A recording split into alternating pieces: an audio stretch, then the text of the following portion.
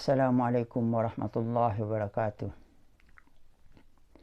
Alhamdulillahilladzi arsala rasulahu bil huda wa dinil haqq liyudhhirahu 'alad dini kullihi walau karihal musyrikun.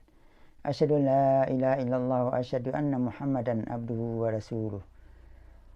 Allahumma salli wa sallim wa barik ala Muhammadin wa ala alihi wa sahbihi wa man tabi'ahum bi ihsanin ila yaumiddin. Amma ba'du.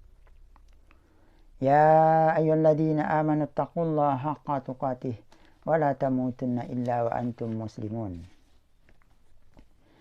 Segala puji bagi Allah yang telah memerintahkan kita untuk selalu bertakwa kepadanya.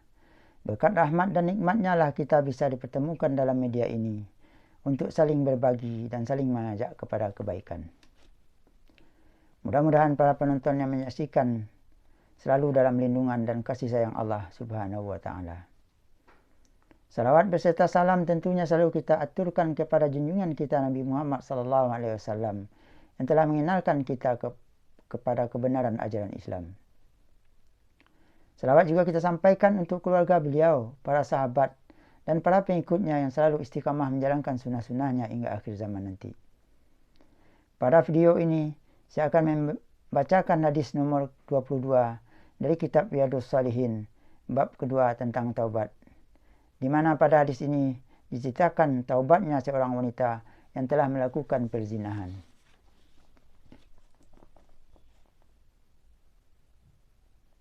Wa an Abi Nujaidin badammin nuni wa fathin jimi Imran bin Husainil Khuzai radhiyallahu anhuma anna imra'ata min Juhainatan atat Rasulullah sallallahu alaihi wasallam wa hiya hubla minaz zina faqalat ya Rasulullah asabtu hadam fa'aqimhu alayya fada'a nabiyyu sallallahu alaihi wasallam waliyaha faqala ahsin ilaiha fa idza wada'at fa'atini fa'ala fa'amara biha nabiyullah sallallahu alaihi wasallam fasuddat alaiha siyabuha summa amara biha farjimat summa shalla alaiha faqala lahu Umar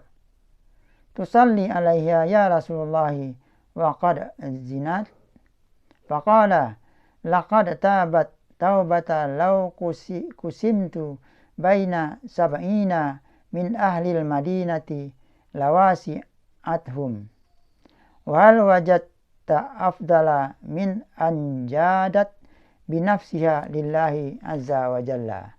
Rawahu Muslim.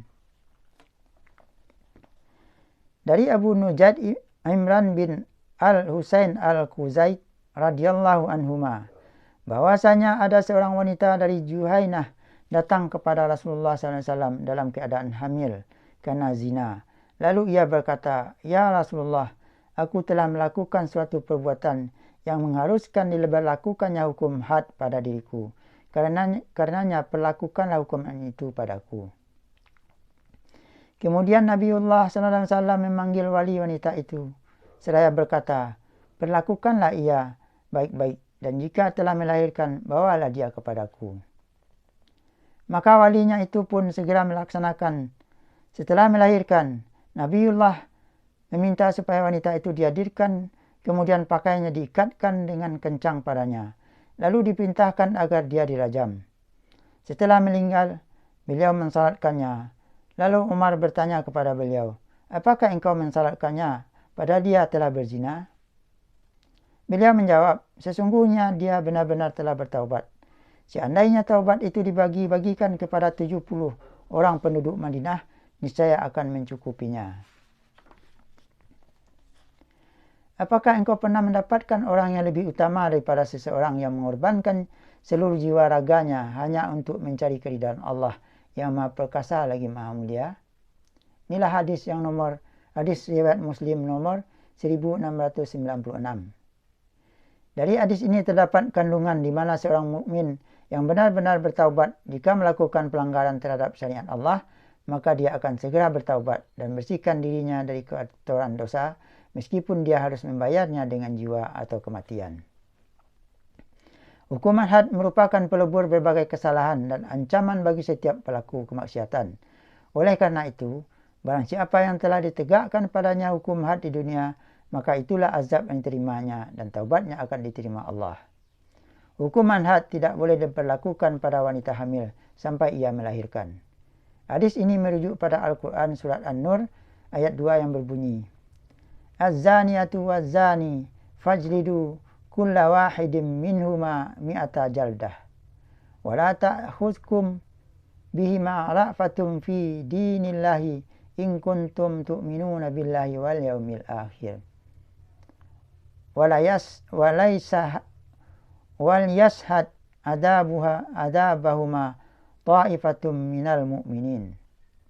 Perempuan yang berzina dan laki-laki yang berzina, deralah masing-masing dari keduanya 100 kali dera. Dan janganlah rasa belas kasihan kepada keduanya mencegah kamu untuk menjalankan agama Allah. Jika kamu beriman kepada Allah dan hari akhir, dan hendaklah pelaksanaan hukuman mereka disaksikan oleh sekumpulan orang-orang yang beriman. Oleh sebab itu, Allah menyuruh untuk menghindarinya.